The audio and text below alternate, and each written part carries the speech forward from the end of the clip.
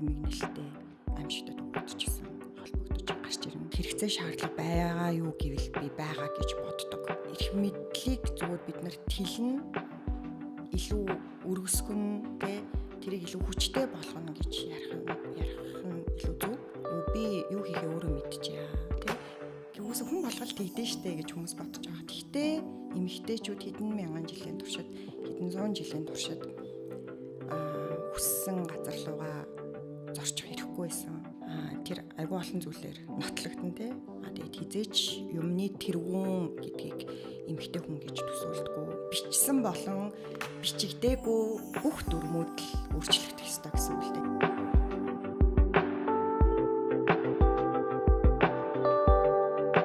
Сайн байцгаана уу? Та бүгдэд энэ өдрийн мэндийг хүргэе. Урагшлах хөдөлгөөн подкастын маань энэ удаагийн зочноо өөрчлөлтийн төлөөх эмэгтэйчүүд төрийн бас байгууллагын үүсгэн байгуулагчдын нэг ануудаар оролцож байна. За тэгээд энэ төрийн бас байгууллага маань 16 дахь жилтэйгээ золгож байна. За яг ингэ түүхэн цаг хугацааг зөвхөд харуул те. Өтрээний хүүрнэл гэдэг монологийг хамгийн анх тавьж исэн. Энэ тухайн цаг үед өтрээний хүүрнэл гэдэг энэ нэртэй монологийг анх тайзан дээр тавихад ямар байсан бэ? Ямар сорилттой тулж исэн бэ? Харин 16 жил өнгөрцөн байна. Нэг мэдсэн чинь те. Юу 160 байтгай гэдэг шиг болцсон байна шүү дээ. Бид нар дандаа өөрсдөө айгүйх залуу гэж боддог гэсэн. Манай албан ёсны байгууллагын нэр чинь өөрчлөлтийн төлөөх залуу эмэгтэйчүүд шүү дээ. Бүртгэл дээрээ бол тийм байгаа. Гэхдээ бид хэд нэг хэдэн жилийн өмнөөс олон нийтэд зүгээр одоо нөгөө брендинг талаасаа болохоор залуу гэдгийг авчихсан. Ягаад тэгэхээр илүү хүртээмжтэй байхын тулд те үүсгэн байгуулагчдынхаа хувьд ч гэсэн одоо анхны гишүүд энтергээд бас яг өөрсдөө залуу гэж тодорхойлоход жоохон хэцүү болсон. Насан дээрээ ирсэн. Гэхдээ нөгөө нэг нас үл харгалзан ерөөхдөө те баг нөгөө насны рейнж гэдэг те тэр юу бол 20-оос баг 45 нас хүртэлх эмэгтэйчүүд одоо ингээм хамтдаа явж байгаа өөрчлөлтийн төлөөх эмэгтэйчүүд гэдэг одоо нэрнийхээ дор гэсэн үг. Тийм. Тэгээ 16 жилийн өмнө би тэгээд 2010 оны намар байгуулагдчихсан. Тийм зүгээр л эмэгтэйчүүдийн клуб гэж өөрсдөө бодоод тэгээ одоо манай хуучин гишүүд ч гэсэн байгууллага дандаа ярахтаа клуб дээр очих уу те клуб хизээ цуглах вэ ч гэдэм үү те клубийнхэн гэж бид нэр одоо дандаа тэгж ярьдаг. Тийм тэгээл 2010 онд байгуулагдаад 11 он гарахад яхаа албан ёсоор төрийн бас байгууллага гэж бүртгүүлээд мэдээж хэрэг янз бүрийн төсөл хөтөлбөр хэрэгжүүлэхэд нөгөө төрийн бас байгууллага гэж бүртгэгдсэн байх нь чухал учраас гээд тэрнээс шүүл цэвэр одоо залуу эмэгтэйчүүдийн сайн дурын үндсэн дээр маш олон жил явсан. Бараг 10-аас 16 хүртэл ерөөхдөө тийм сүртэй одоо ажлын албач гэдэг юм уу тийм зүйл байхгүй хин чадах нь оролцоод ингээ сайн дураараа ямар ч цалин хөлсгүйгээр оролцоод залуу эмэгтэйчүүд явж исэн. Тэгээд 11 онд дөнгөж нөгөө он гараад гэсэн үг шүү дээ. Тэгээд өтрээний хүүрнэл тоглох уу гэж галзуу санаа гаргасан л та бүгдээрээ. Тэгээ хавтэр жүжигийн зохиолын талаар бол өмнө нь бид нэр хувьдаа тусдаа энэ тэндээс мэрсэр сонсч исэн зүйлс байдаг. Тэгээ тэр чинь бол нөгөө нэг дэлхийн дахны эмэгтэйчүүдийн хамгийн алдартай, хамгийн том феминист жүжиг дэлхийн дахинд бол маш сайн танигдсан. Ийм одоо Монголд болохоор хараахан орж ирээгүй байсан гэдэг шиг те нэр нь мэрсэрэл дуулдажсэн. Яг одоо нөгөө гадаад явж галуу шувууны мах идсэн хүмүүс нь л The Vagina Monologues гэдэг жүжиг байдгийн байна лээ. Гой феминист жүжиг юм байлээ гэж ярьдаг байсан байхгүй юу. Тэгэл гинт бид нар юу яагаад энийг тоглож болохгүй гэж гээл шийдсэн. Тэгээд өөрөө нөгөө нэг жүжигийн зохиол энэ төр гэдэг юу бүх юм нээлттэй байдаг. Нэг юм өргөдөл гаргаал манайх тогломоор байна гээл ямар ч хамаагүй одоо community тоглож болно. Заавал байгууллага байх албагүй те найзуудаараа байсан ч болно, их сургуулийнхнаараа байсан ч болно. Тэгээ хідэн ч газар одоо V-Day гэдэг тэр нэг том олон улсын кампайн буюу юм кампанит ажил явагдах хүрээнд бол одоо хідэн ч газар хідэн зэрэг ямар ч төрлийн community хамт олон тоглож болох юм гоё нээлттэй жүжиг байдаг. Тэгээд хамгийн гол зарчим нь бол тэр одоо жүжиг тоглоод олсон бүх орлогыг охид эмэгтэйчүүдийн хүчирхийл одоо охид эмэгтэйчүүдийн эсрэг хүчирхийллийн эсрэг үйл ажиллагаанд зарцуулах хэрэгтэй байдаг 100% гэсэн үг. Тэгээд тийм зарчимтай жүжиг хүн болгонд нээлттэй. Одоо ч гэсэн ер нь Монголд бол хинч тоглож болно. Ямар ч хамт олон тийшээ apply даад те энэ жүжиг тоглож болно. Тэгээд би тэд бол яхаа ингээд салхийг нь хагалсан. Орчуулгаас авахулаа л хэцүү байгаа шүү дээ. Нэрийг нь орчуулгаас авахулаа. Тэгээд өтрээний хүрнэл гээд тухайн үед анх ингээд бид нарын бүр аамч гэсэн ивлэхгүй өтрээ гэж хэлэхээр те тийм бэ нэрнээсээ ахуулаад бүр өөрсдөө ч хүртэл айгүй юм барьертэй байсан л да хэлэхэд ч хүртэл те тэгэл тэрэн дээр чинь одоо тэр монологууд гэдэг гэхээр юм хүрнэлүүд гэсэн үг шүү дээ те олон янзын эмхтэн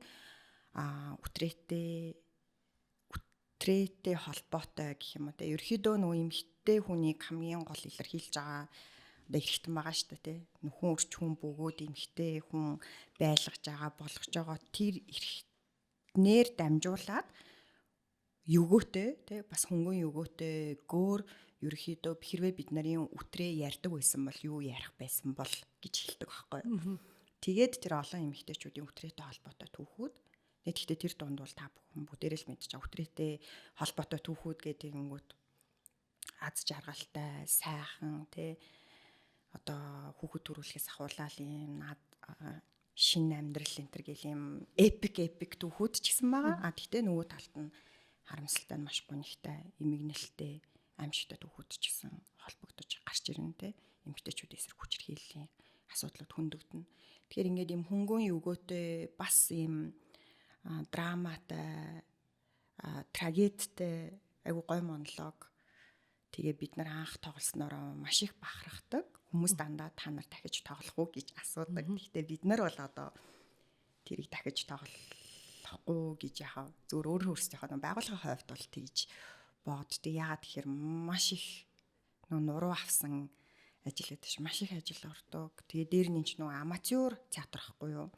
Сайн дурынхны театр тий өөрөөр хэлбэл заавал жүжигчин биш хүмүүс одоо тоглодог гэсэн үг. Тэгээд нөгөө нэг олон улсад чинь их сургуулиудын кампус дээр оюутнууд өөрсдөө эвлэлдэж нэгдээд тоглодог. За тэгэл янзын community одоо тэг хятадд зүгээр ингээд хэсэг бүлэг эмэгтэйчүүд хүний эрх эмэгтэйчүүдийн эрхийг одоо тунхаглахын тулд метронд тоглосон ч үйдэг гэх юм те шууд босч ирээл монолог уншаал.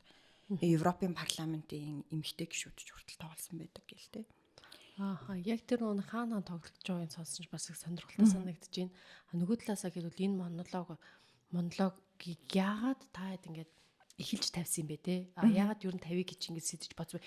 Юуг өөрчлөхийн тулд, юуг өөрөөр харуулахын тулд яг энэ монологийг анх танилцуулсан бэ? Яг заавал яг энэгээр эхлэе гэж эзэж бодоогүй л дээ. Зүгээр нэг хувь заяаны тохиол гэдэг шиг л зүгээр яг цаг нь таарсан тий Аз эз бүх юм таарал тоглосон.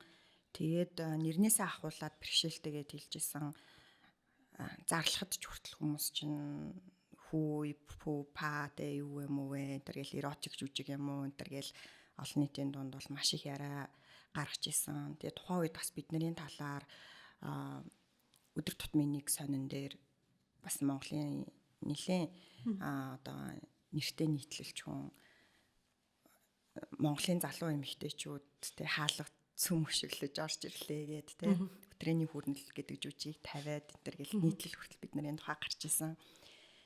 Тэгэл олон нийтийн өмнө тайзан дээр тэр үгийг хэлэх, за тэрний цаана тэгж одоо тэгдэж байгаа аюул чухал мессежүүдийг хүргэх энэ төргээд маш том одоо ер нь бид нар тэр жүжигт оролцсон хүмүүсийн хувьд бол хизээч мартагдахааргүй амьдралынх нь маш том ивент байсан гэж хэлж болно.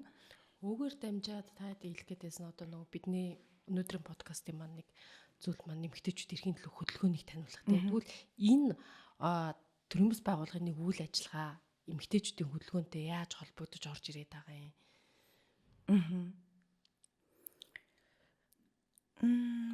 Холбогдох гэхээсээ илүү бид нар зүгээр л энэ хөдөлгөөнийхөө нэг эд хийсэн тий.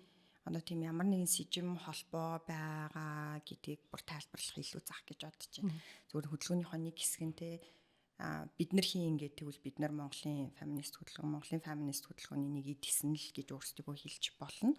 Тэгээд хөдөлгөөн чинь өөрөө бас юм айгу том бас нэг зөвхөн тодорхойлогдохгүй л ахал та. Гэхдээ яг манай иргэний нийгмийн феминист хөдөлгөөний одоо мундаг те хүмүүс акулууд бол тодорхойлоод түүхийг нь бол хүрнэн өгүүлнэ. Бидний хувьд болохоор энэ явж байгаа том урсгалын нэг хэсэг нь нийтсэн гэж хардаг. Тэгээд одоо хүний эрхийн төрийн бас байгууллагууд чинь нөгөө нэг иргэний нийгмийн байгууллага дундаа айгу цөөнхөн штэ. Монголд чинь хэдэн зуун мянган төрийн бас байгууллага байдаг гэдэг лээ те. Тэрний нэг айгу бага хувь нь л одоо хүний эрхийн гэсэн тодтголтой. Тэрэн дотроо дахиад эмэгтэйчүүдийн эрхийн гэдэг тодтголтой байгууллагууд нь бүр цөөхөн байдаг. Тэгээд ерөнхийдөө бол яг Монголын энэ хөдөлгөөн тэрийг одоо феминист гэж хэлнэ үү, эмэгтэйчүүдийн эрхийн гэж хэлнэ үү, хүний эрхийн гэж хэлнэ үү. Энэ хөдөлгөөн бол харьцуулахад тий харьцангуй маш цөөхөн байгууллагын нуруунд дээр л явж байгаа гэж боддог. Бид нар бол харьцангуй залуу төлөөлөл нь тий тэгээд өөрсдийнхоороо бас юм хийхийг зорьсон чөлөөтэй тий одоо нэг залуу сүнстэй залуу спириттэйгээр энэ хөдөлгөөнд орж ирсэн нь угаасаа тэр хаалга энтрийг цөмлөж арай дотрийн хүрнэл гэж яриад орж ирсэн. Тийм. Тэгээд дотрийн хүрнэлээр хэлсэн болоод ч тэр бид нар энэ хүний эрхийн агуулга, эмэгтэйчүүдийн эрхийн агуулгыг ер нь айгу бүтээлчээр илэрхийлэхийг зорддог тий. Заавал ингээл сургалтаар ч юм уу тий уламжлалт аргуудаар гэхээсээ илүү гой бүтээлч илүү урлаглаг тийм аргуудаар илэрхийлэхийг зорьсоор ирсэн. Тэр нь ч гэсэн бас манай байгууллагын онцлог байдаг. Тэгээл жүжиг тоглож эхлээл дараа нь бид нар энэ агуулгаа одоо зургийн үзэсгэлэнж гаргаж үзчихлээ, стрит арт ч хийж үзчихлээ. Тэгэл одоо installation art, performance art гэдэг юм уу дандаа энэ урлагийн төрлүүдийг ашигласаар ирсэн. За ястаа үзээгүй нь бол одоогоор дуулах шиг байна. Тийм. Ингээд бодохоор одоо юу гэж бодож чинь гэхээр нөгөө нэг өмнөх зочин маань те ер нь бол хөдөлгөөн гэдэг бол нэг бихчих хөстэй бас тэлэх хөстэй гэ те тэгвэл энэ яг хөдөлгөөнийг бихчихэд бас тэлэхэд одоо та бүдийн дуу хоолой нэг хэсэг нь байжээ гэж бодоод байна л та. Тийм ялангуяа нөгөө нэг залуу үеийн дунд одоо бид нар ч 20 хэдтэй дээ те дунджаар 25 настай хүмүүс байгуулга хэлүүлсэн байгаа байхгүй те дөнгөж төгсөөл их сургуулаа төгсөөл тэгээл ажил амьдралтаа зоолгоол тэрнтэйгээ зэрэг ингээл клубээ эхлүүлээл ерөөхдөө явсан. Тэгээд яг тэр 2010-аас өдийг хүртэл 16 жилийн хугацаанд бол залуу эмэгтэйчүүдийг бол энэ хөдөлгөөн рүү татан оруулахад бас нэлээд том хувь нэмэр оруулсан гэж бодож байна. Тэгээ ялангуяа энэ сэдв рүү ингэж нөгөө залуучуудын анхаарлыг зөвхөн залуу эмэгтэйчүүд биш ерөн залуучуудын үе тэнгийнхнийхээ анхаарлыг хандуулахад хувь нэмэр оруулсан.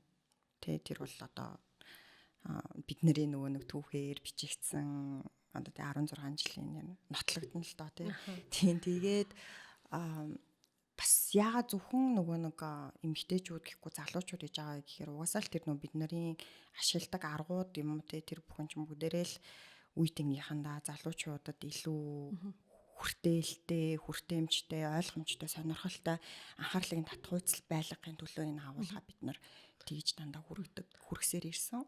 Өдрөөний хүрнэл бол тухайн үедээ бол үнэхээр бүр нийгэмд бас нэлээд цохилт өгсөн, цочроо өгсөн ийм жүжиг байсан. Тэгээд одоо бас ингээд залуу үеийнхэн өдрөөний хүрнэлийг тэр чинь одоо ингээд 11, 12, 13 онуудад тоглогдоод би тэд ерөөхдөө бол бид нар тавьж тоглохгүй байна гэдээ ерөөхдөө өөрсдийнхөө хувьд бол өндөрлүүлсэн. Гэхдээ би нөгөө түрүүн хэлсэнчлэн тэр чинь нөгөө нээлттэй копирайттай юм жүжиг болохоор хинч аваад тоглоход бэлэн. Тэгээ залуучууд үзээгүй эсвэл та нар дахиад тоглох уу өнтер гэлтэгвэл бид нар дандаа та нар өөрсдөө аваад тоглооч тэ танай community аваад тоглож болохгүй гэж танаа тэгээ санал болгодог байхгүй юу. Тэгээд ер нь бол ингээд зохиол нь нээлттэй учраас хинч хаанаас ч үзчихэж болно, уншиж болно. Тэгээ даан ялангуяа бид нар ч монгол хэл дээр орчуулчихсан байгаа. Бид нар бас тэр монгол хэлний орчуулгаа ингээд дамжуулах бүрэн боломжтой. Одоо бид нар харьцангуй аягүй сайн орчуулсан гэж боддог байхгүй юу? Тэр орчуулга бол тэр аягүй нүсэр ажил байсан. Тэр орчуулгаач хүртэл өөрөөсөө сайн дураараа хийж байгаа шүү дээ, тий. Ямар нэгэн тийм төслийн ч юм уу хөтөлбөрийн хүрээнд ингээл хүмүүсийн албан ёсоор ажиллаад энэ төр ерөөсөө биш цэвэр сайн дурынхны нуруунд дээр боссон юм үйл явц театр байдаг. Тэгээ тэрийг заавал тийм театр шиг сүржин хийх бас ерөөсөө албагүй. Нөгөө түрүүн олон улсад ингээд тоглогдохдоо аягүй юм энгийн тий casual эсвэл бүр юм заавал үг мүгэ цээжилсэн байх албагүй. Уншлаг хэлбэрээр ч энэ төр хийгддэг тий. Тэгэхээр ерөнхийдөө бол хөтрээний хүүрнэлийг дахиж тоглох хэрэгцээ шаардлага байгаа юу гэвэл би байгаа гэж боддог. Гэхдээ тэрийг гоё шинээр өөр тийм магадгүй тэгээ Gen Z үе хийгээсэ гэж боддог байхгүй. Тэгээ бас нөгөө нэг үеийн нэг юм юу хэлэхэд болохоор одоо Gen Z үе чинь бол баг нөгөө нэг төрхтөөл феминист гэдэг шиг тий одоо энэ бидний яриад байгаа агуулга тэгээ бидний тэгээд байдаг тэр үнэт зүйлс гэдэг юм уу эсвэл энэ тэгшэрхийн тий гэж хэлнэ шудраг басны гэж хэлнэ энэ үзэл санаатайгаа баг одооний орчин үеийн хүмүүс ч хамт ингээд төрөөд шүү дээ. Бид нар бол харьцангуй тэрийг ингээд анх сонсоод суралцаад тэг ингээл чих нэгтэл тарих дэлбрээл үү ийм юм байж болд юм уу гэж одоо 20-д орж ирж байсан. Тэг энэ хөдөлгөөнд гэтэл ч одоо хүүхдүүд бол ерөнхийдөө залуучууд бол баг төрөлхөөсөл угаасаа ийм байх ёсгүй юм уу те гэдэг л хандлагатай байна штэ. Гэхдээ мэдээж хэрэг бас бүгд биш л те. Энэ харьцангуй бас нийгмийн олон үе давхраг те олон янзд хүмүүс байгаа учраас тэгж нэг хамаагүй ерөнхийлж болох байх. Гэхдээ ерөнхийчиг хандлагын хувьд те мэдээллийн хувьд ч гэсэн хамаагүй нээлттэй болсон сошиал медиа, интернет гэдэг те. Тэгэхээр ерөнхийдөө бол хөтрээний хүүрнэлийг Gen Z үе шинээр дахиж монгол хэллээрээ тоглоосоо тавиасаа гэж боддог. За яг эндээс эхэлсэн одоо өөрчлөлтийн төлөө эмэгтэйчүүд төрөмс байгууллагын үйл ажиллагаа те эмэгтэйчүүдийн хөдөлгөөнийг бэхжүүлэхэд одоо эмэгтэйчүүдийн хөдөлгөөн за гэж бид нар нэрлэдэг та гэдэг энэ маань нэргээд нийгмийн сайн сайхны төлөө арчлал хүний эрхийн төлөө хөдөлгөөн болоод байна шүү дээ те энийг бэхжүүлэхийн төлөө таад ямар үйл ажиллагаануудыг хийсэн бэ хийж эхэлсэн бэ. Тийм жүжиг тэгээд 3 жил дараалж тоглосон 11 12 13 онуудад тэгээ жүжиг тоглоход бол нэг өөр юу ч хийж чадахгүй ер нь хэмжээнд тэ маш их ажил хийгддэг учраас тэгэл жүжиг тоглоод дууссаны дараа бүгд ингээл амар burn out энэ төр болдог ерөөхдөө маш их ядарсан байдаг байсан учраас бараг л тэр хугацаанд ер нь бидний гол нөгөө нэг нэрийн хуудас гэдэг юм уу те тэр зүйл бол эхний 3 жилдээ болж үжиг байсан. Мэдээж хэрэг тэрний дундуур чадах ятгаараа сайн дураараа өөрсдийнхөө дотоод уулзалтуудыг хийх, өөрсдөө чадах учрах эрх мэдэлж их те өөрөө өөрсдийгөө нөгөө empower хийх энэ юмнуудаа бол уулзалтууд энэ төр хийгээ явж исэн. Тэгээ гадагшаа чиглэсэн хамгийн том юм жүжиг байсан. Тэрнээс хойш болохоор ерөөхдөө бас илүү одоо serious нэг гэж хэлдэг те илүү тийм улс хууртай одоо чухал ажлуудыг бас хийж эхэлсэн. Тэгээ өөрсдийнхөө хувьд ч гэсэн зорилгоо бас тодорхойлоод тий. За манай байгууллага чинь ингээд төрийн бас байгууллага цаашдаа ер нь алсын хараагаа юу гэж харж ийн гэж хоорондоо ярилцаад стратеги энтергээд ерөнхийдөө тухайн үедээ тэгж нэрлэегүй ч гэсэн ингээд өөрсдийнхөө хувьд тэрийг боловсруулаад явж исэн байгаа байхгүй бид нар. Тэгээд 3 хөтөлбөрийн хүрээнд ерөөхдөө үйл ажиллагаа явуулах юм байна гэж ерөөхдөө 14-5 оноос анх тодорхойлж эхэлсэн. Тэгээд хамгийн ихнийх нь бол хизээч энэ олон нийтэд хандсан, олон нийтэд мэдлэг ойлголт түгээх те хүний эрх гэж юу юм бэ, эмэгтэйчүүдийн эрх гэж юу юм бэ, эсвэл одоо те бэлгийн хүчирхийлэл гэж юу юм, гэр бүлийн тухай хүчирхийлэл гэж юу юм, бэлгийн дарамт гэж юу ингээл ерөөхдөө л энэ эмэгтэйчүүдэд тулгамдсан ялангуяа залуу эмэгтэйчүүдэд тулгамдсан залуу эмэгтэйчүүдийн дуу хоолой гарч явах ёстой энэ сэдвүүдээр бол олон нийтэд мэдээлэл түгээж ажиллагаа бол зогсоож болохгүй юм байна. Тэгэхээр ер нь бол хамгийн ихнийх нь олон нийтэд хандсан үйл ажиллагаанууд. Нөгөө нэг урлагийн бүтээлчтэй ямар аргаараа байна уу чадах бүх аргаараа энэ олон нийтэд мэдээлэл түгээх одоо соён гэгэрүүлэх чиглэлийн гэж бас хэлээд байдаг. Тэгээ тэр ажлуудыг бол байнга хийж явах юм байна гэж утсан. Тэгээ хоёр дахь нь болохоор илүү өөрсдөргөө чиглэсэн. Эмэгтэйчүүд, ялангуяа залуу эмэгтэйчүүд бид нар албан одоо ёсны энэ боловсролын тогтолцооноос гадна яаж эмэгтэй хүнийхээ хувьд ч юм уу яаж чадах юм, яаж эрх мэдэлчих юм, яаж эрх мэдлээ тэлэх юм, яаж бид нар илүү дуу хоолойтой байх юм гэдэгтээ илүү төвлөрсөн буюу одоо тэр нь юу байсан бэ? Одоо бид нарын хэлээд байдаг нөө эмэгтэйчүүдийн манлайлал гэж яриад байдаг шүү дээ яг тэр чиглэлээр бол ажиллаж эхэлсэн. Тэгээд гурав дахь нь болохоор нөгөө нэг ямар нэгэн хүйс ерөөхдөө харгалзахгүйгээр илүү хүртээмжтэй ерөнхийдөө энэ залуучуудын нийгэм улс төрийн оролцооны чиглэлээр бас ажиллах юм байна гэд бид нар чинь сонгуул эднэр дээр бас сонгуулийн оролцооны чиглэлээр тэр гэл агиух ажлууд хийжсэн. Тэгэхээр одоо ерөөхдөө 2015 оноос бид нар эмэгтэйчүүдийн манлайлалын хөтөлбөр гэдгийг одоо ерөөхдөө тодорхой бас байгууллагуудын дэмжлэгтэйгээр санхүүгийн дэмжлэг гэнтэр аваад ерөөхдөө одоо тасралтгүй 11 дэх жилдээ 12 дахь жилдээ бид нар энэ эмэгтэйчүүдийн улс төрийн манлайлалын хөтөлбөр гэдгийг зохион байгуулж байгаа. Тэгээд одоо ерөөхдөө харьцангуй танигдчихсан. Тухайн үед бол баг анхны хөтөлбөрүүдийн нэг байсан. Иймэрхүү нөгөө манлайлалын хөтөлбөр дундаа тэрнээс хойш бол ингээд иргэний нийгэм залуучуудын чадахжуулах манлайллыг дэмжихтэй холбоотой ол зөндөө олон янзын хөтөлбөрүүд бий болсон шүү дээ. Тэгээл энэ дээрээс зөвөр яг эмэгтэйчүүдийн манлайллын хөтөлбөр гэхээр яг ямар шаардлага хэрэгцээ байгаа юм аа. Одоо бид нар нөгөө нэг яг яагаад бид нар юу яг энэ тухай ярих хэрэгтэй гэж эмэгтэйчүүдийн манлайллын хөтөлбөр гэл тэгэнгүүт эн чинь нөө зөвхөн сургалт биш л дээ. Айгуу тийм өргөн хүрээний өөртөө ажиллах одоо эмэгтэйчүүд өөртөө ажиллах боломжийг олгодог үйл явц гэх юм уу үйл явц байгаа байхгүй юм тасралтгүй. Тэгээд зөвхөн нэг юм танхимын сургалтаар ч юм уу хин нэгэнд ийм илүү мэдлэг олгосон ч юм уу тийм чиглэлээс хамаагүй өргөн хүрээнд бид нар нөгөө эмэгтэйчүүдийн манлайлал гэдгийг ойлгодог, хардаг, тэгээд тэгж ажиллахыг хичээдэг. Тэгээд илүү дотоод ажиллаж хийж байгаа одоо мэдлэг олох тэр үйл явц ч гэсэн байгаа. Тэрний дотор бас эргээд нөгөө нэг сурсан юмаа нөгөө unlearn гэж хэлээд байгаа шүү дээ. Сурахгүй одоо мартах, хийхээ болох зан үйлээ өөрчлөх энэ төр гэл айгүй олон ийм зүйлсийг агуулсан юм үйл явц байдаг байхгүй юу. Тэгээд нөгөө бид нар чадвахчих гэдэг үгэнд жоохон дургу ашиглахаас жоохон зайлсхийдэг. Ягаад гэхээр эн чинь зөвхөн чадвахын тухай одоо нэг скил гэж байгаа тэр юмны тухай ерөөсөө биш шүү дээ. Эмэгтэйчүүдийн манлайлал гэдэг ойлголт маань илүү нөгөө бид нар leadership манлайлал гэхээсээ илүү empowerment гэж ярих ёстой. Тэгээд эрх мэдэл гэдэг чинь хүн бүрт байгаа.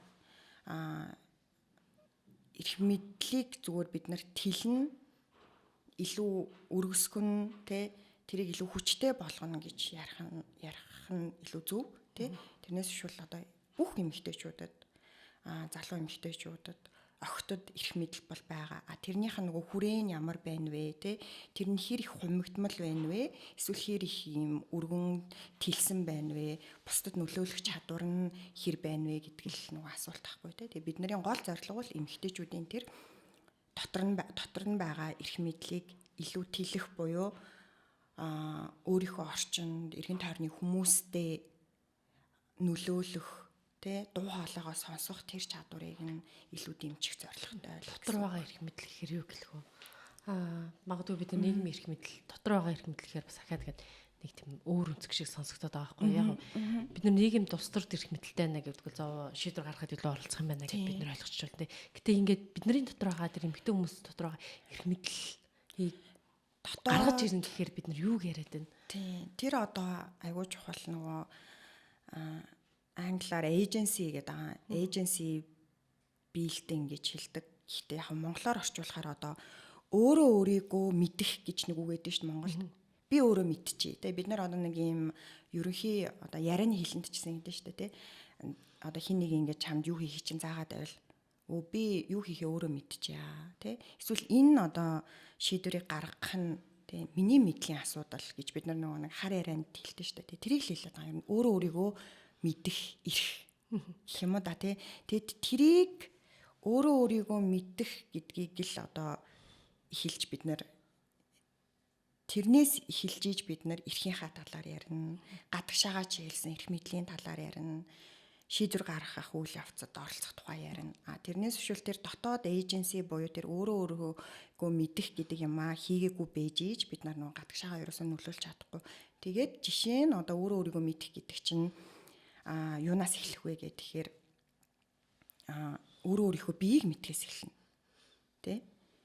Юу дуртай байгаагаа мэдхээс гадна чамд одоо чиний биетэй чинь холбоотой дургүй юм их чинь хийлгэх гээд байгаа бол үгүй гэж хэлж чадах. Үгүй гэж хэлж чадах одоо тэгээд одоо тэрийг л бид нэр өөрөө өөрийгөө мэдхэл гэж хэлээд байгаа юм л та тий. Тэгээд юу дуртайгаа бас эсрэгээрээ хийх те өөрөө өөрийгөө мэдэх. Тэгээд чамд чиний одоо ямар нэгэн эд хөрөнгө өмч гэж байвал тэрийг бас хүснээрээ захиран зарцуулах тий. Тэгээд өөрийгөө эрхчлөөг бас идлэх тий. Одоо хүснээрээ иш тишээгээ зорчдог, явдаг байх гэд.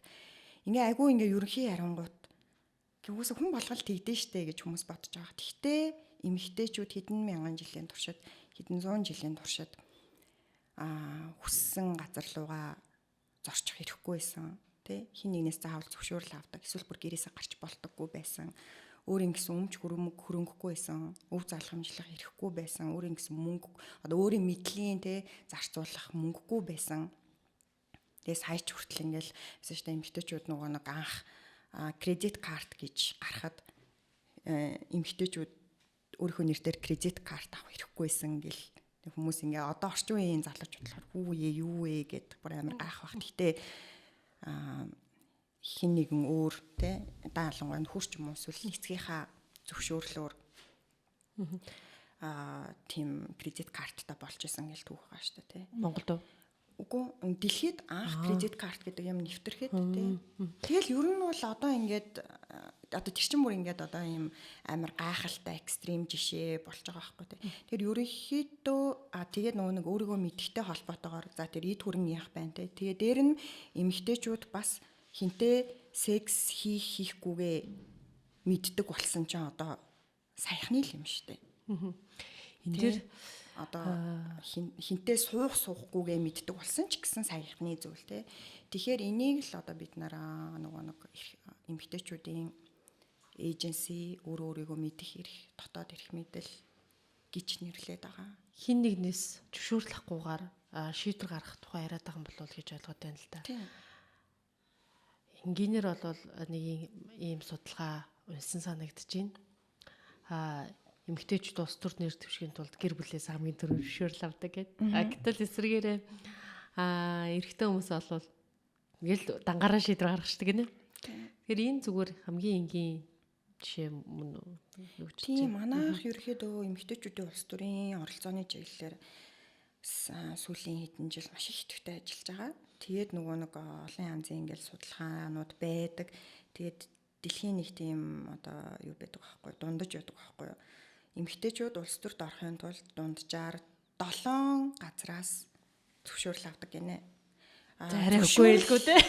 Зөвшөөрөл ямар 7 газраас мэдээж зөвшөөрөл гэж хэлэхээр бас жоохон юм хатуу сонсогдчихэж магадгүй. Гэхдээ нөгөө баталгаажуулалт гэх юм уу да одоо баталгаажуулалт тэгээ чи ороо гэд ингээд те нэг дэмжсэн нэг юм баталгаажуулсан чиний зөв штэ тийм штэ гэж хэлэх юмыг 7 газраас авч иж ордог гэж байгаа байхгүй те.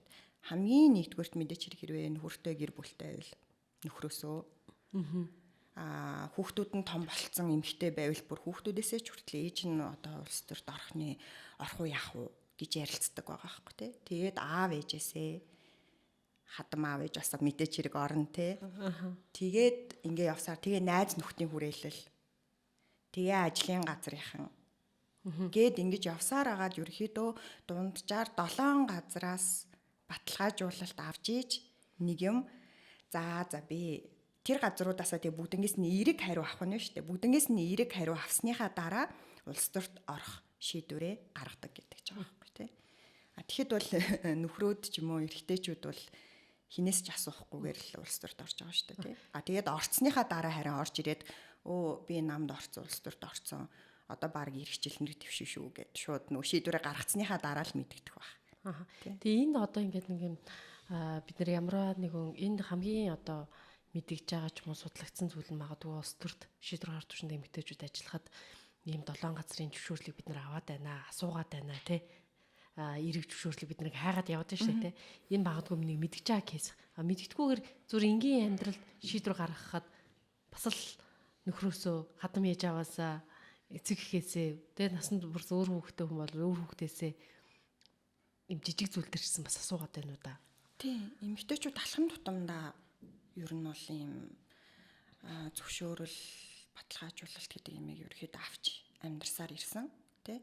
Мэдээч хэрэг харьцангуй одоо насны болон тэр хүний одоо гарал үүсэл гэдэг тий ямар привилеж буюу давуу нөхцөл байдалтай эсвэл дутуу нөхцөл байдалтаас шалтгаалаад эмэгтэйчүүдийн амьдрал янз гэхдээ нийтлэгээр бол ер нь бол өдөр тутмынхаа хаашаа явах суухаас ахуулаад тий өөрийн мэдлэр нэг сургалтанд очоод одоо хитэн цагийг зарцуулахаач хүртэл ерөөхдөө гэр бүлтэйгээ зөвшөлдсөж ийж, тохиролцож ийж те зөвшөөрлөөр нь тэр үйлдэлүүдийг хийж байгаа. Яагаад ингэж зөвшөөрөл аваад байна?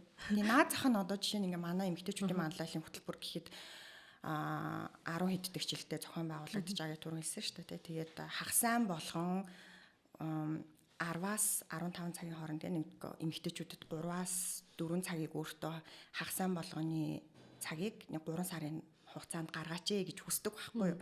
Тэгээ тэр цагийг гаргахад ч гэсэн хэцүү байдаг. Айгүй олон хүмүүс гэр бүлтэйгээ зөвшөлдсөж ийж тэ за энэ үед би хүүхэд харахгүй юм байна тэ эзгүй байх юм бэ шүү гэд ингээд одоо тохиролцож ийж тэр хөтөлбөртөө хамрагддаг. Тэгэхээр тийм төвшний эмэгтэйчүүд ч хүртэл одоо тэ өөрийнхөө одоо манлайлалын чадвараа бэхжүүлэхийн тулд, дээшлүүлэхийн тулд тэ ур чадвараа нэмэгдүүлэхийн тулд тиймэрхүү зөвшөлтслийг хийж гинэ гэдэг чинь өөр орчинд байгаа, өөр амьдралтай байгаа эмэгтэйчүүд бас ямар яг зөвшөлтсөл гэж бас хэлэх нь зөв үгүй юу те ямар дарамтанд магадгүй шууд хэлэхэд амьдарч байгааг төсөөлөхөд бас хэцүү шттэ те тэгэл хөдөөгийн эмэгтэйчүүд байгаа те алслагдсан одоо бүс нутгийн эмэгтэйчүүд, хотын захын эмэгтэйчүүд тэ амжиргааны нөгөө баталгаачд төвшин гэдгээс доогуур амьдралтай байгаа гэр бүлүүдэд эмэгтэйчүүдийн нөхцөл байдал ямар байгаа вэ гэд бид нар төсөөлж бас бодож үзэх хэрэгтэй тэ. Ерөнхийдөө ер нь хаанаас үсэт вэ? Одоо уул үндэс нь юу? Бид нар яагаад нэг шийдвэр гаргахын тулд заавчгүй хин нэгнээс энгийнээр бол магадгүй ингээл үгүй шүү дээ эмэгтэйчүүд хинээс зөвшөөрөл авдаггүй шүү манай Монгол эмэгтэйчүүд айгүй хэрэг мэдлэлтэй шүү гэд подкаст сонсож байгаа хүмүүс тэгж хэлж магадгүй. Гэтэ эргээ бодсон чинь үгүй зүгээр нэг ажлын байраас ойлгоод эсвэл бол хадгаламжиндаа байгаа мөнгөө зарцуулахад эргэн тойронд эмэгтэйчүүд нөхрөөсөө эсвэл гэр бүлээсээ үр хүүхдээсээ зөвшөөрөл аваад байгаа байхгүй. Энэ юунаас болоод ямар үндсэн суур нөхцлөөс л үүсээд байгаа юм бол зөвхөн нэг хувь хүний асуудал биш, гэр бүлийн асуудал биш, эсвэл Монгол эмэгтэйчүүдийн ч асуудал биш. Тогтолцооны асуудал бид нар өдийг хүртэл ямар тогтолцоонд хэдэн мянган жил амьдарсаар ирсэн бэ гэдгийн асуудал. Тэгээд ер нь бол эцгийн эрхт ёс. Эцгийн эрхт ёсны тогтолцоонд бид нар амьдарч байгаа учраас тэр тогтолцоонд эмэгтэйчүүдийг дандаа хоёрдугаарт тавьдаг учраас тэр тогтолцоонд эмэгтэйчүүдийг өмч мэт үздэг учраас тэр тогтолцоонд эмэгтэйчүүд биеэ мэд ирэхгүй байдаг учраас одоо бид нар энэ асуудлуудыг ярьж байгаа гэсэн үг. Ерөнхийдөө эцгийн эрхт ёсны л одоо энэ бүтэц дотор амьдарч байгаа учраас бид нар энийг ярьж байгаа. Уул нь бол тэ эцгийн эрт ёс айл хэдэн 100 жилийн өмнө ингээ байхгүй болсон шүү дээ. Юу яриад байгаа. Бараг заримаас одоо орлого байгаа. Тэг яагаад одоо тэр ингээд одоо эцгийн эрт ёстой холбоотой зүйлүүдээ өнөөдрийг хүртэл ингээд биднэрт ингээ байгаад байна. Юун дотор шингээд байна энэ.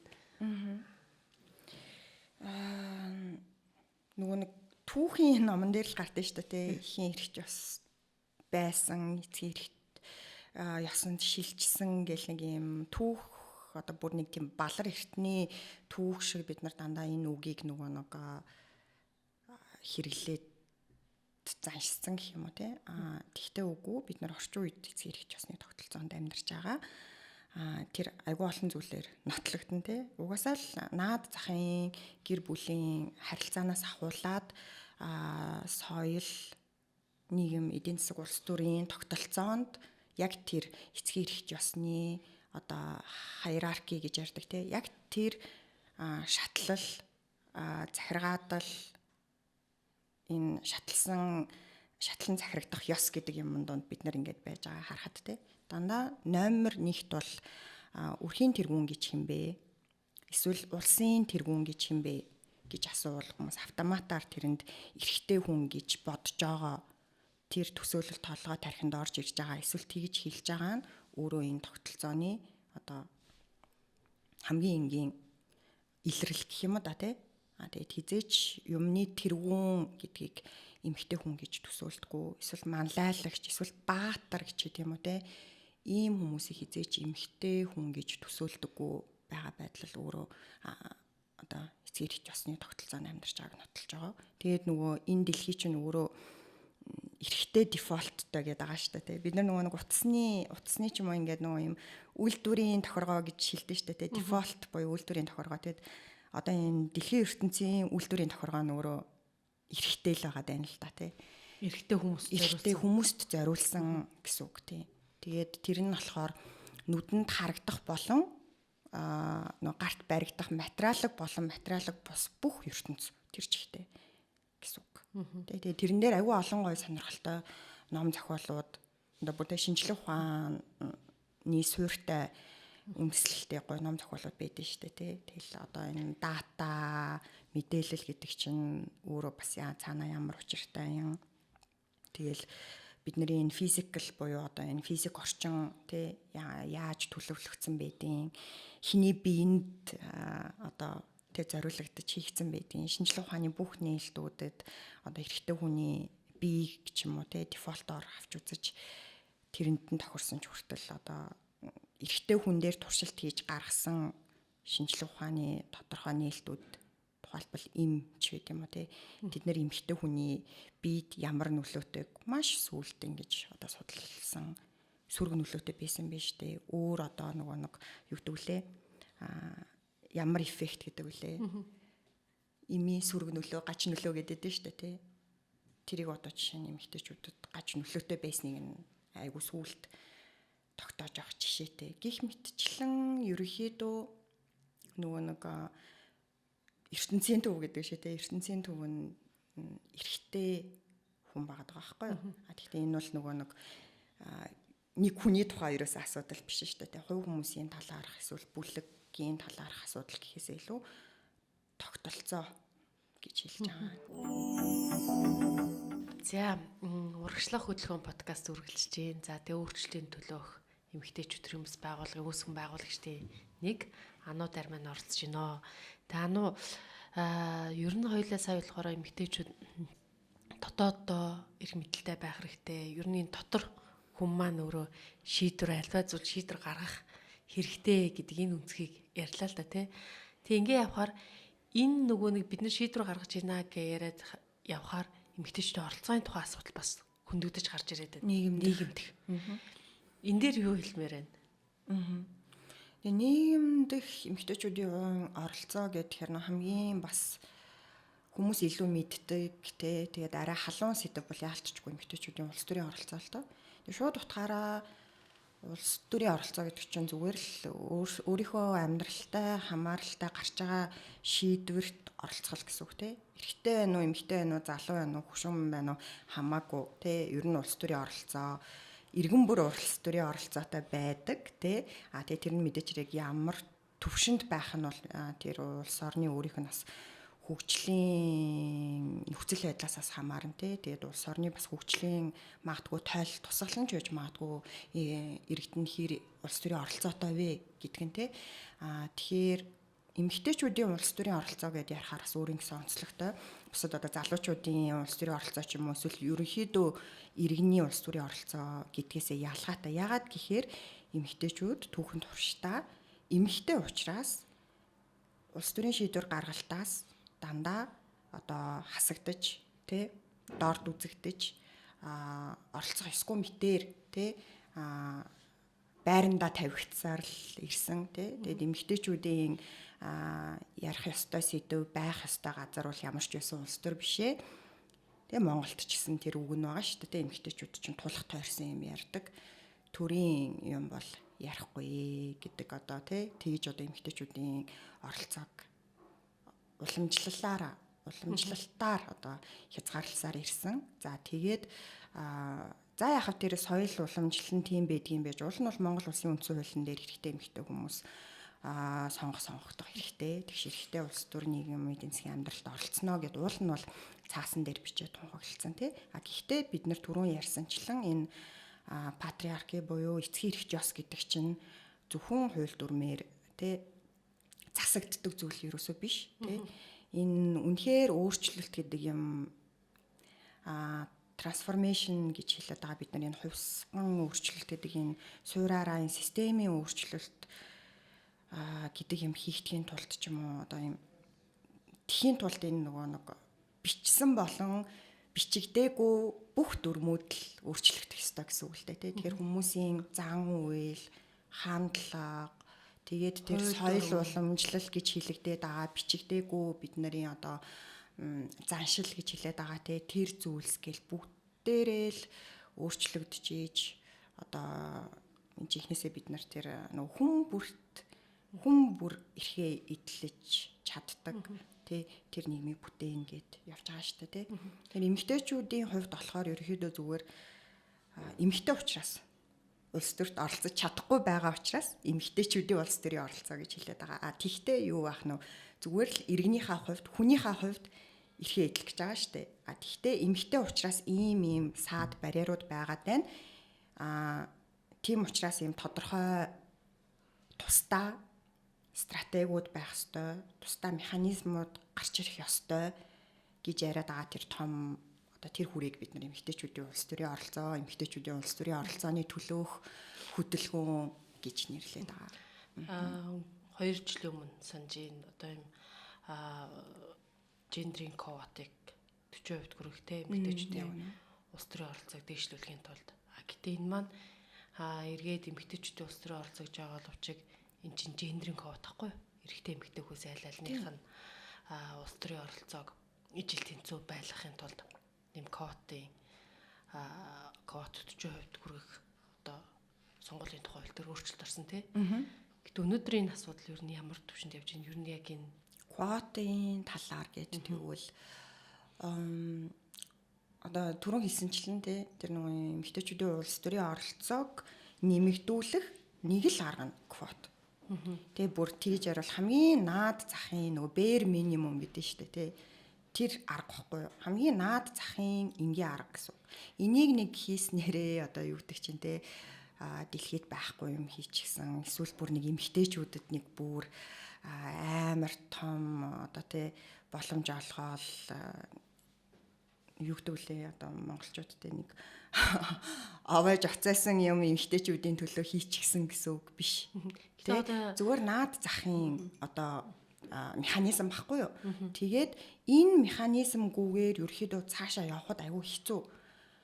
Одоо наад захын квотыг үүсгдэг нөгөө риторик ялангуяа эрэгтэйчүүд тэр дундаа эрэгтэй улс төрчдийн ярьдаг юм бол эмэгтэйчүүд угаасаа мундаг штэ тий.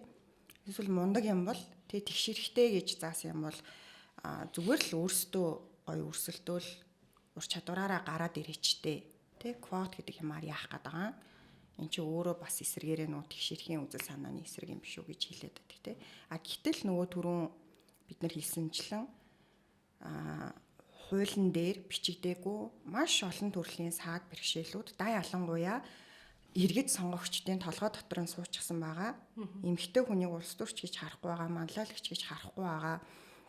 Шийдвэр гаргах одоо чадвартай ийм этгээд гэж харахгүй байгаа тий. Тэр имийг өөрчлөхийн тулд бид нарт бол ингээд ийм одоо жоохон квот ч нэг тийм төр тусгай механизм. Тэгээд ер нь бол хүчээр яаж байгаа штэ нэр дэвшилтийн тэр юуг тогтоож байгаа тий. Тэдэн эмэгтэй заавал нэр дэвших ёстой гэж тогтоож байгаа. Доор хаяж штэ тий. Гэтэ доор хаяж 20% эсвэл доор хаяж 30% эсвэл доор хаяж 40% дэвших ёстой гэж байгаа. Наад захын л одоо арга юм да. Энэ хэрвээ зөвшрээд явчвал магадгүй бид нарт нөгөө төр тусгай гэж хэлээд байдаг нь болохоор квотын механизм чинь мөнхийн юм биш. Тэ? Нийгэм өөрчлөгдөхийн хэрээр, хөгжихийн хэрээр, хүмүүсийн нөгөө нэг ухамсар одоо дээшлэх гэх юм уу те одоо юм прогрессив болохын хэрээр тэртээ эмэгтэйчүүд улс төрт ямар ч квотгүйгээр, ямар ч асуудалгүйгээр тэгээ бид нар 40% гээ тавьсан байхад нэг 20 жилийн дараа ямар ч асуудалгүйгээр эмэгтэйчүүд 50 болон 51% ингээд байнга нэр дэвших нь асуудалгүй болчвол тий бид нар энэ механизмыг заавал үргэлжлүүлж хэрэглээд авах шаардлагагүй буцаагаал авчиж болно тий. Тэгээд ингэж нөгөө нэг тий яг үнэн ингэж энэ төлөвшлийг одоо тий ерөөхдөө хурцсахын тулд тий зүгээр нэг зам ёсороо болгодээ гэж харж суугаад 100 жил болохгүй тулд бид нар энийг одоо нэг accelerate хийх гэдэг тий эрчимжүүлэхийн тулд бид нар энэ богино хугацаанд тэр тэгш байдалд хүрэхийн тулд тий ерөөхдөө авч байгаа юм арга хэмжээ гэж хэлж болно. Код тэр нэг зүйлийг бас тодруулмаар байна л да. Гэтэл нөгөө нэг энэ чинь хамгийн доод наад захын зүйл болвол нөгөө нэг эмэгтэйчүүдийн улс төрийн оролцоог дэмжихийн тулд 40% код гэдэг зүйлийг бий болгож ирсэн. Гэтэ яг цагаа дуулгаад энэ маань гендрийн код те эрэгтэйчүүдийн оролцоо буурах цагт энэ код маань бас эрэгтэйчүүдэд бас хэрэгжиж болохоор байгаа байхгүй. Гэтэл яагаад одоо ингээд бид нар та нарт боломж өгөөд тахад гэж хэсэг бүлэг хүмүүс яриад байна л да. Эмэгтэйчүүдэд боломж өгөөд тахад та нар ажиллаж чадахгүй байна. Одоо бид нар өгсөн юм авлаа гэд нэг юм яриа одоо нийгэм бий болоод байна те. Тэгээ тэр ингээд биднэрт өгөөд байгаа зүйл биш шүү дээ. Байж болох наазахын юмыг зүгээр хуулинд оруулж ирсэн л зүйл агаад байна шүү дээ. Зүгээр л нөгөө нэг гендрийн тэгш байдал гэдэг чинь өөрөө байх ёстой зам ёсны эрхийн асуудал байхгүй тий. Тэрнээс бишвэл бид нар энэ квотыг ер нь бол нөгөө гуйдаж аавна уу гэхээс гуйж авахгүй. Тий. Тэгээд хин нэгэн сайхан сэтгэлд сайн санаат хүмүүсийн өгсөн өглөг ерөөсөө биш зүгээр байх ёстой юмыг бид нар байлгахын тулд энэ арга хэмжээг авсан шүү дээ. Тэгээ нөгөө гендрийн квот гэж бас хэлж байгаа тий. Нөгөө нэг тэр нь зөв хэллэгэл тий. Нөгөө энэ чинь зөвхөн эмэгтэйчүүдийн асуудал биш. Хоёр ярахад одоо бас нөгөө нэг асуудалтай л да хоёр хүүс байгаа гэж хэлэх нь өөр асуудал. Гэхдээ энэ хоёр гендрийн хинэнч тий ирээдүйд магадгүй эрэгтэйчүүдэд энэ квотас хэрэгтэй болж магадгүй тий. Тэгвэл бид нар ямар нэг юм төлөө явж байгаа вэ гэд тэгвэл эмэгтэйчүүд 50% байхад эсвэл одоо ч хэдэн эрэгтэй хэдэн эмэгтэй байгаа даа зүгээр хав парламентаар төсөөлөхөд 126 гишүүний 32 нь эмэгтэй тий үлдсэн хувь нь эрэгтэй хэрэг ирээд ингээд эрэгтэйчүүд байгаа даа шүү дээ. Тэгэд ирээд эрэгтэйчүүд байхад бид нэр ерөөсөө огт гайхгүй ингээ амар зам ёсны зүйл юм шиг хараад тэгээ 30 эмэгтэйтэй болонгуудаа тэрийг хүүе эднэр амар олширчлоо гэж бас жоохон гайхшраад тий байгаа чинь өөрөө ямар тийм бурангуй юм тогтолцоо байна вэ гэдгийг харуулдаг байгаа байхгүй. Бид нар ирээдүйд бидний хүсэж байгаа нийгэм бол 90 эмэгтэй байхад хинч гайхдаггүй тийм л нийгмийг бид нар хүсэж байгаа шүү дээ. За нөгөө нэг цөөн байгаа 3 дахин байгаа эмэгтэйчүүд дотроос за тэгээ ур чадварын тухай яригадаад байгаа тий үдийг хүртлэх тэр олонх байсаар ирсэн улс төрч эрэгтэйчүүдийн ур чадварыг хинч хизээж одоо question хийх гэдэг тий асууж тэр нь шүүмжлэлтэй хандж байгаагүй шүү дээ.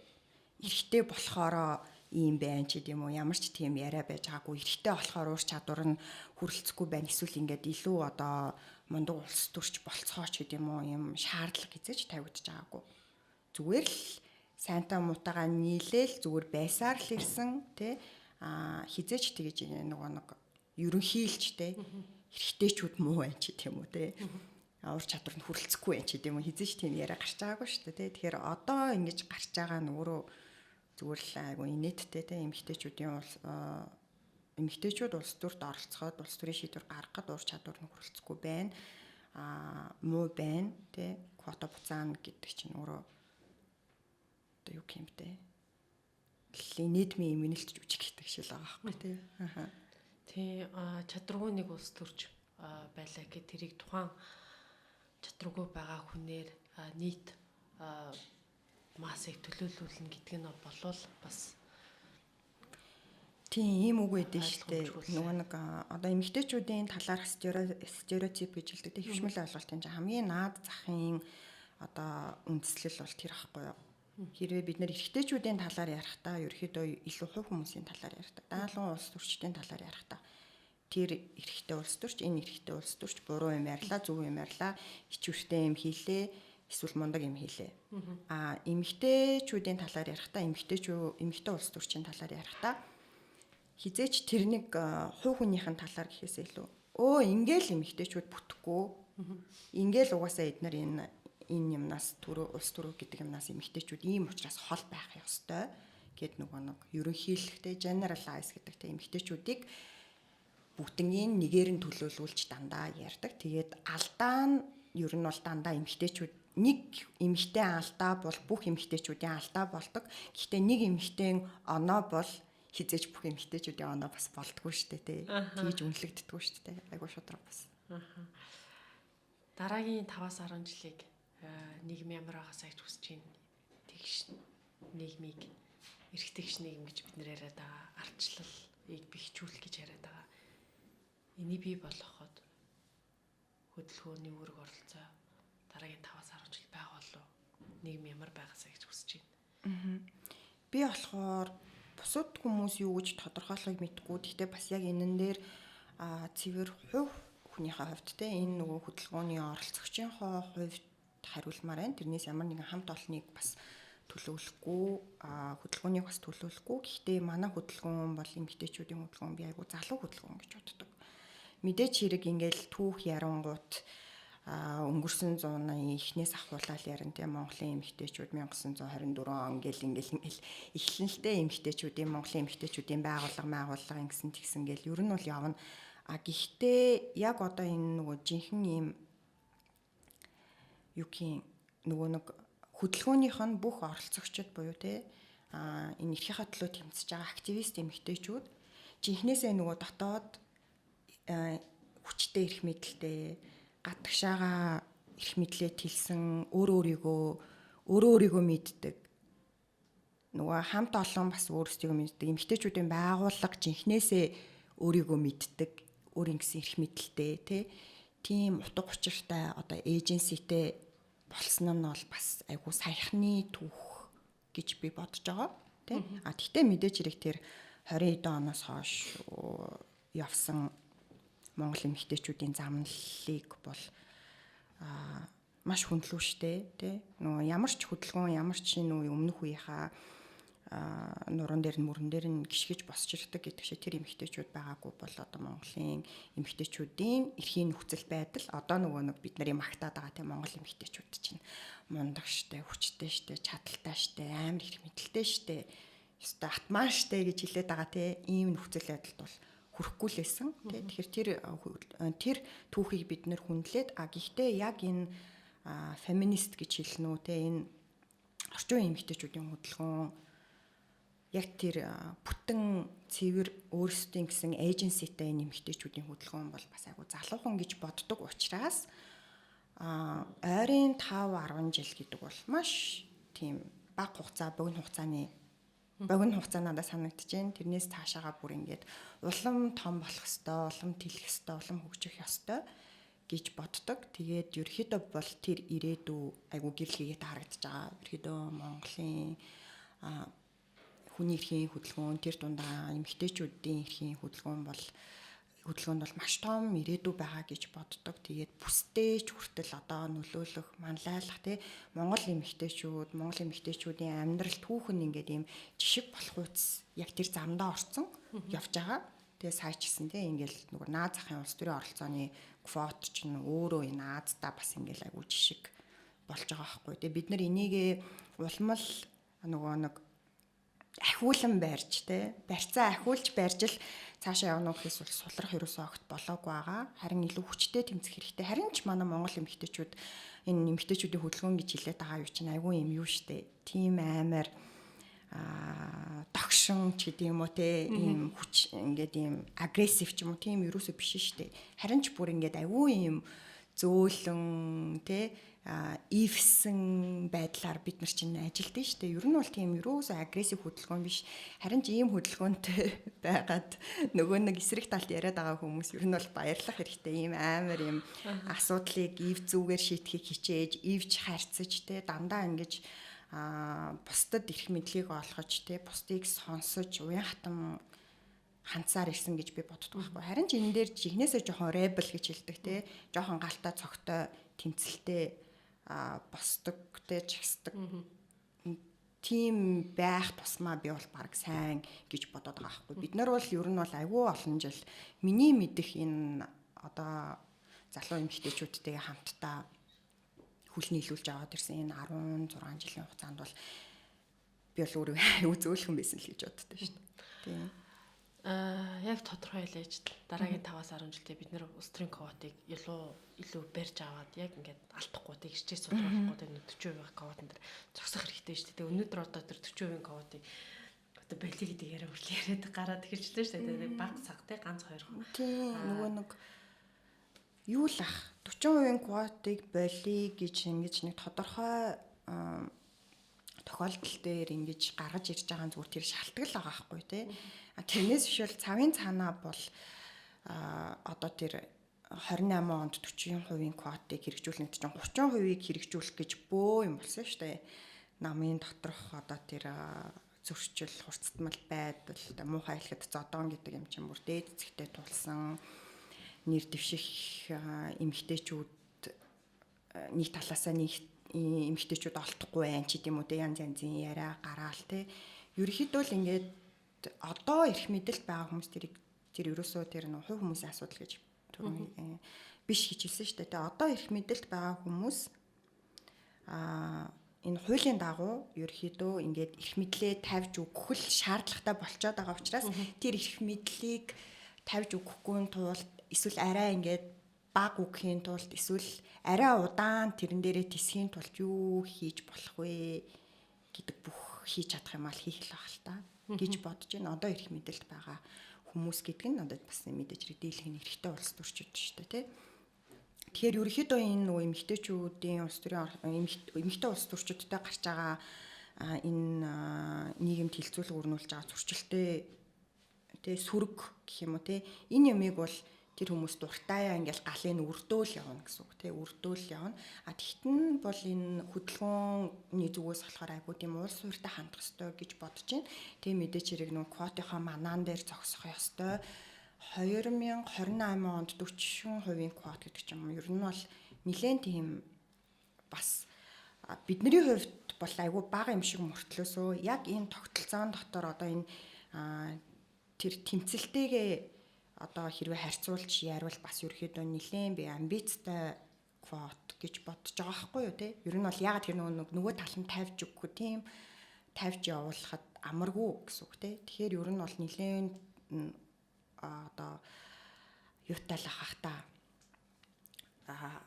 чаленжтай гэж хэлдэг те зөрчилтэйгээ одоо нэлээд тэмцэлтэй л бид нар 28 оныг ухтах байх гэж бодож байна. Тэгээд энэ квот бол бас нэлээд одоо тэр 5-аас 10 жил гэдэг нэг дунд хугацааны зорилт гэдэг тийм. Энэ 5-аас 10 жилд бол энэ квот бол ерөөсөө буурах ч юм уу те эсвэл квотыг байхгүй болох ямар ч хүндэслэл байхгүй. Энэ 5-аас 10 жилд бол дөнгөжл нэг юмны ингээ эхлэн тавигдаад жигдрээж явна. Тэгээд эн чинь одоо бол зөвхөн бид нар квот гэдэг чинь тоол яриад байгаа шүү дээ. Хүмүүсийн тэгээд зөвхөн тэр чинь нэр дэвшилтийн л зөвхөн тоо шүү дээ.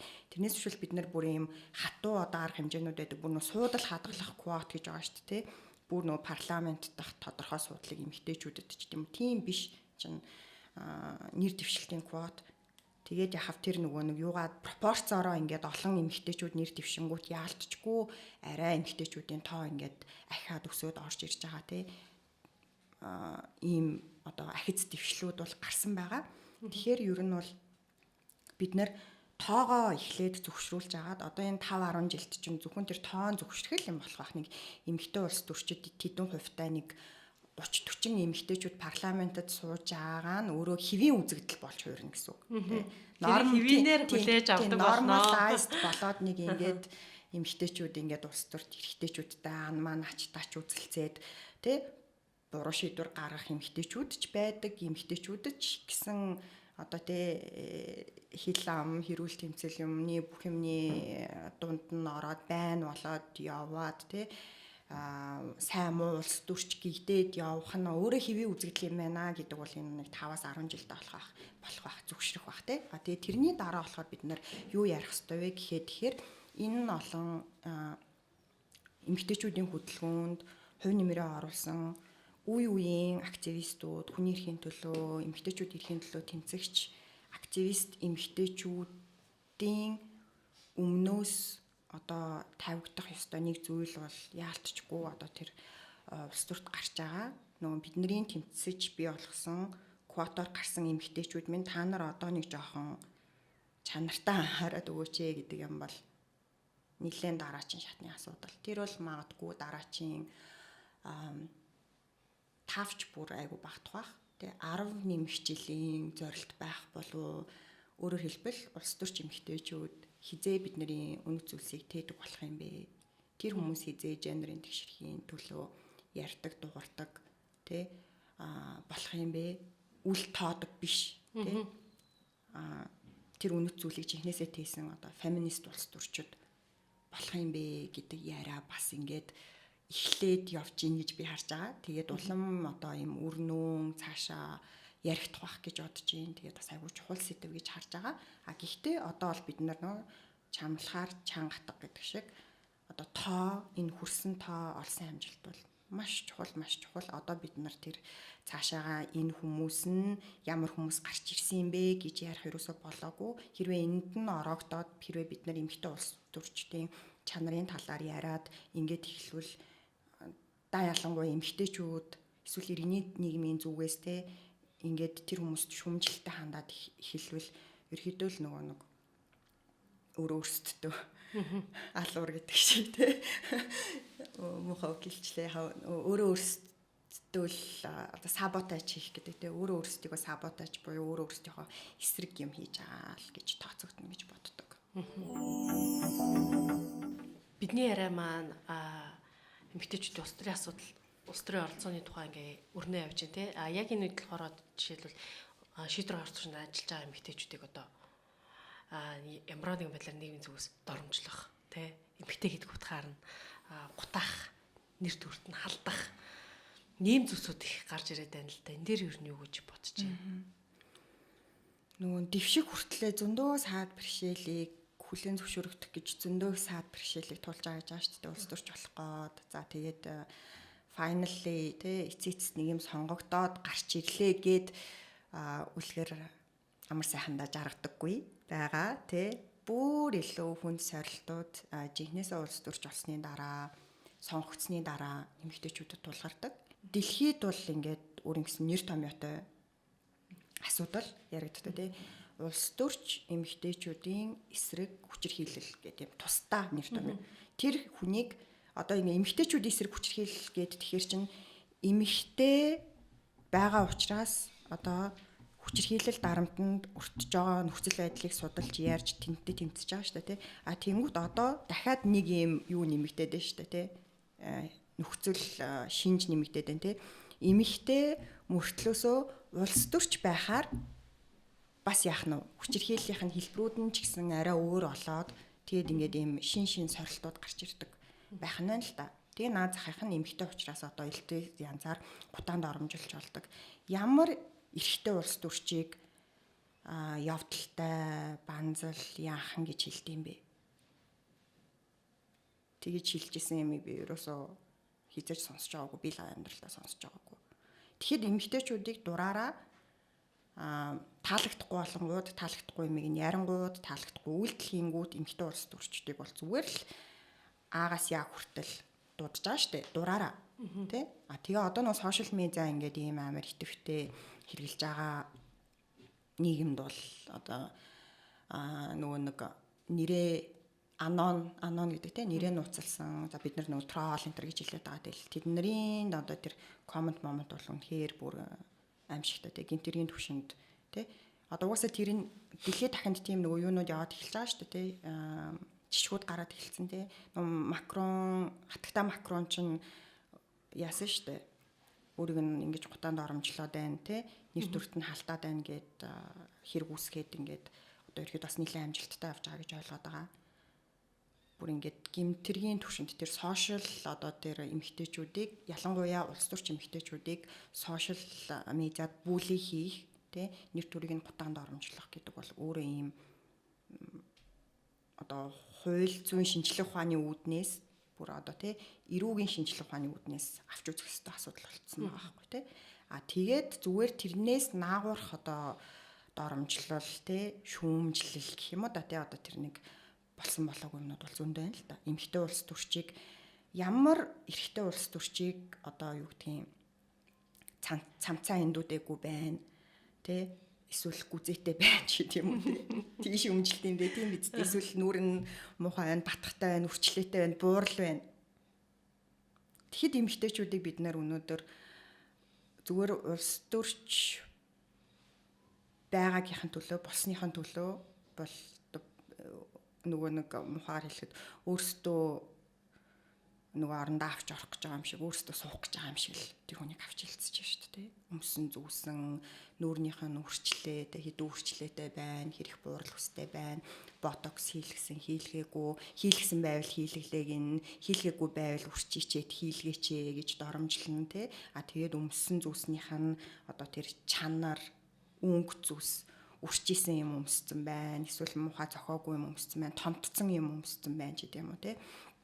Тэгээ биеийн жин те бас хөвшин залуугаар нь те одоо тэгэл нөгөө нэг авгаа гэдэг өгч бол доромж утгатай үг биш гэсэн шүү дээ. Гэхдээ одоо нийгмийн нөгөө ерөнхий югаараа бол доромж утгатай үг те авгаа гэж хэлэх бол одоо наа захын л зүйл хата те. Тэр бол одоо хамгийн гайгүй доромжлолтой орох бах те. Тэгэл насаар нь ялгуурлан гадуурхан залуу байвал те бүр илүү ингээл царай зүс өмсөн бие хаагаар нь илтвэр хилнэ те. Гих мэтчлэн одоо энийг нөгөө нэг public scrutiny гэж хэлдэг л те. Ер нь бол нөгөө нэг scrutinize хийх гэдэг одоо нэр томьёо шүүлтүрдэх гэсэн үг шүү дээ. Хүнийг бүхий л байж болох нөхцлүүдийг тавьж байгаа хүнийг шүүж болох ямар л нөхцөл байна бүгднийг тавьж байгаа эмэгтэй улс төрчдийг тэр дундор ингээд оруулаад байгаа байхгүй тий. Тэгээ медиа, тэгээ уламжлалт медиагаар сонин сэтгүүл гэл зурагт телевиз радио гэдэг уламжлалт медиагаар ч энэ явж байгаа, сошиал медиагаар ч одоо явж байгаа. Тэгээд бичлэн ч гэсэн тэр хүмүүст тиймэрхүү шүүмжлэлүүд бас ирж байгаа гэдэгт би бол эргэлзэхгүй байна. Тэгээд хамгийн амар хувилбар нь бол тэр чинь бол тийм чинь сэтгэл санааны дарамт үүсгэж байгаа улс төрчин эмэгтэйчүүдэд те. Тэгээд үйлдэлээр биш ч гэсэн маш их юм шудрагс нөхцөл байдалд тэр хүмүүсийг амьдруулж байгаа гэсэн үг шүү дээ те. Тэгээ бүр аймаар нь болохоор одоо зүгээр улс төрч эмэгтэй байсныхаа төлөө биет нь халдах тохиолдлууд ч гэсэн дэлхийд цөөнгүй байдаг. Тэгээ тэр дундаа эмэгтэйчүүдийн улс төртөх эмэгтэйчүүдийн бэлгийн дарамтын асуудал гэж бас тусдаа асуудал өөрөө. Улс төрч эмэгтэйчүүдэд маш бэлгийн дарамт ирдэг. Тэгээ тэр нь одоо юунаас ахуулаад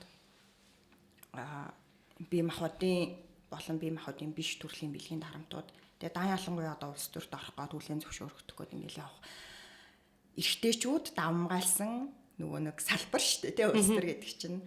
Тэгээ 90% нь эрэгтэйчүүд байж одоо ямар ч уулзалтан дээр орсон, ямар ч хурал дээр очсон, ямар ч одоо намын цугларалт гэдэг юм дээр очсон эмэгтэйчүүд тийм дандаа цөөнхөн байдаг. Тэр нөхцөл байдалд тэр эмэгтэйчүүдэд ямар ээлгүй айдас хүдстэй дарамттай орчин байдаг вэ гэдгийг бол маш олон улс төрч эмэгтэйчүүд бүхий л төвшөнд тий орон нутгийн нийслэлийн улсын түвшний гэдэг улс төрд ингээ орохгүй явж байгаа эмэгтэйчүүд бол бүгдээрээ л нин үгүй ярьдаг. Бэлгийн дарамтын сэтэл шинжтэй зүйлс гэд тий. Анугийн яриаг сонсоол яриалаа яриулаад ахаар тий. Тэгээ яагаад гэхээр сэдв маань өөрөө маш өргөн хүрээний сэдв. Бид хоёр одоо нэг цаг гарны хугацаанд эмэгтэйчүүд эрхийн төлөө хөдөлгөөн, энэ эрхийн төлөө хөдөлгөөн зөвхөн эмэгтэй гэдэг хүүсийн тухай биш. Энэ маань эргээд энэ нийгмийн сайн сайхны төлөө их үүс юм аа. Эргээд бид нэр эмэгтэйчүүд тулгараад байгаа энэ зорилтыг бид нэр шийдснээрээ ямар эерэг үр дүнгийн нийгэмд гарах юм бэ гэдгийг бас хоёул ингээ бас ярьлаа. Ярих гэж орлоо. Тэгээ нэг зарим нэг жишээнүүдийг бас одоо энэ нийгэм цаг үед болж байгаа жишээнүүдийг бас хэлэх гэж хичээлээ те хэлсэн багч гэж итгэж байна. Тэгээд яг ингээд цаг маань ингээд цэцгаартай учраас подкастаа энд хүрээд өндөрлөе. Тэгээд оролцсонд баярлалаа. Тэгээд эмэгтэйчүүдийн эрхийн төлөө, энэ нийгмийн төлөө, арчлал хүний эрхийн төлөө гэсэн энэ хөдөлгөөн улам их бэхжиж өргөжөнд хэлэх болтох бай гэж хэлье. Баярлалаа. Би нөгөө сүүлийн үгээ гэдэг шиг юм хэлэх үү? Тэгэж дээ. Тэгээд нэг point хэлчихье. Тэгээд ийм подкаст, ийм контент үүсэж байгаад маш их баярлж байна. Тэгээд бас энэ нэг хэсэг байлгасан та бүхэндээ баярлалаа. Тэгээд эмэгтэйчүүдийн хөдөлгөөнийг өргөжүүлж тэлж яхад ерөнхийдөө залуу үе маш чухал тий. Залхамж халаа гэдэг тий. Тэгээд бид нар одоо яг дунд нь байгаа гэж боддог байхгүй юу? Насны хувьд ч манай байгууллагын хувьд бол яг одоо энэ нэг юм зааг дээр байгаа. Биднээс ахмад үеийн одоо тэр хөдөлгөөний төлөөлөгчид, хувь нэмэр оруулсан мундаг манлайлагч эмэгтэйчүүд байгаа. Тэгээд бидний дараагийн үе одоо ингээд яг дөнгөж төрөн гарч эхэлж байгаа. Тэгэхээр бид нар бол яг энэ нэг юм зааг дээр нь байгаа хүмүүс нөгөө нэг миллениалууд тийм юм гээл одоо нэсвэлийн нэг үе хоорондын ялгааны талаар ярихаар нөгөө миллениалууд ч бас ийм хөрхис зааг дээр нь гэдгсэн шүү дээ. Дээдлийн үеэч ойлгодог, доотлын үеэч ойлгодог тэр хоёрыг хооронд нь холбохыг хичээдэг те. Аль алийг нь ойлгохгүй л дунд нь тэгэл нөгөө нэг хадны завсаар авчруулагдсан халууны зулцаг гэдэг шиг. Гэхдээ яг адилхан манай үе бас яг энэ хөдөлгөөн дотор нэг тийм үе нь те. Ер нь бол айгүй тийм уян хатан за тэгээд аль дээд үе хаач гэсэн доод үе хаач гэсэн ивийг олох гэж маш их хичээдэг тий ингээд нэг юм дамжуулагч шиг дунд нь гүүр шиг ингэж байсаар ирсэн. Тэгээд бас тэр үргээчсэн гүйцэтгсээр байх болно. Тэгээд энэ подкастаар ташрамдуулаад хэлэхэд болохоор залуу үеийн охид эмэгтэйчүүдийг тий феминист хөдөлгөөний нэг хэсэг байхасаа битгий хичээрээ тий ялангуяа одоо феминист байсны төлөө бас Монголд ялангуяа сошиал медиа дээр тий айгүй их шэм гэж хэлдэг тий яг хэдүүлээ шившиглэх тийм юм айгүй их явагддаг тий чи феминист юм уу феминистууд галзуу тий эрэгтэйчүүдийг үзэн ядагчаад тий эсвэл зүгээр би феминист биш гэж хэлвэл одоо тэ илүү эрэгтэйчүүдэд хүлээн зөвшөөрөх нөхцөл байдал үүсэж байгаа юм шиг те. Тэгсэн мөртлөөсөө би феминист биш гэхдээ гингүүтээ феминист үзэл санааг яриад байдаг те. Тэгэхээр ер нь бол орчин үед феминист байх гэдэг маань өөрөө ичих юм гэхээсээ илүү хэцүү байсан үеуд бол байгаа.